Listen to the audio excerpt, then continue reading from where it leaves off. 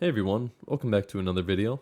In today's video, I'm going to be showing you everything you need to know about how to unlock and craft morphine. So you'll notice that I'm in the same hideout as the opium video, and I normally don't like when guides do this, but if you haven't watched that opium video, I would highly suggest that you go and watch at least that quest chain. And the reason being is that you're going to get a voicemail from Kira, which is then going to propel you in the direction of both the morphine as well as cocaine. This section will probably be repeated in the cocaine video. And the reason being is that you'll find a lot of the information very close together, usually in the same place and from a lot of the same people. Eventually though, the quest chains and the paths do diverge a little bit, so just do your best to try and stay along. I will try to make it as easy to follow while also being concise, and with all that being said, let's get started.